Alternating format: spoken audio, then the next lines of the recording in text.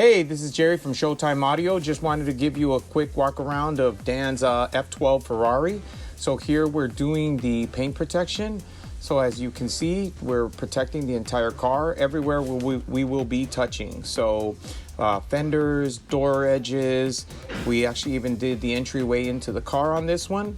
And now we're gonna move it over to Hondo's section, and Hondo will start the disassembly. So right now he's disassembling all of the car interior. We had to disassemble quite a bit on this car, and everything goes on a rack, so it's all by itself. As you can see, Hondo had to take apart a lot: console, cluster, all the carpet, the whole rear section, rear bumper, front bumper. I mean, this car was really involved to run the wires correctly. Here they're removing the rear bumper so that we can install the rear sensors and the rear radar receiver. So as you can see, Hondo's running the wires right now, and as they're dressed, so they have the tape on them so that they mimic the factory wires. Here's the bumper with the sensors ran. They're just kind of hanging for now till we mount them and put in the shims so that they're aimed properly.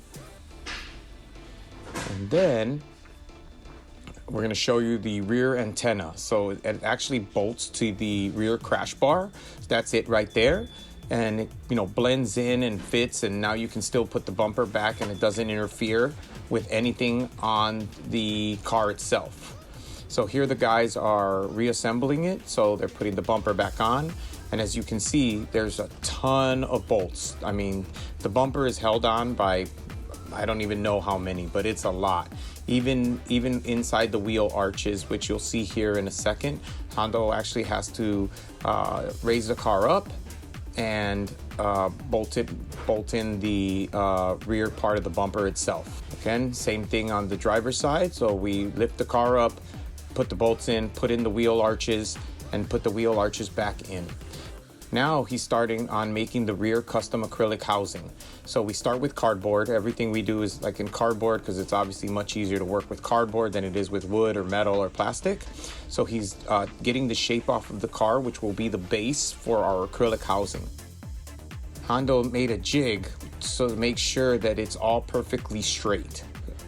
Now he's going to test fit the acrylic housing, which is the face of it. So this is the part that will actually be the IR acrylic, which allows the sensors to go through and send and receive signals. So now he's just test fitting it, making sure it fits the car perfectly. There he goes. Take off the tape and mount the sensors onto the shims that are already built into the rear housing itself. And now we're working on the cluster display. So we actually take apart the entire cluster, as you can see, and then we build it so that the display sits inside of the tack. So we built a pod and make it so that all the cluster sits inside of there.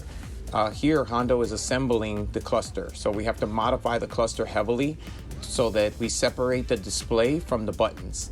So right now he's assembling it all, taping it all, making it look as if it came with the car, modifying the cluster, and installing our tombstone display in the cluster itself, reassembling the cluster, and then obviously we're gonna install it and test it, make sure everything works.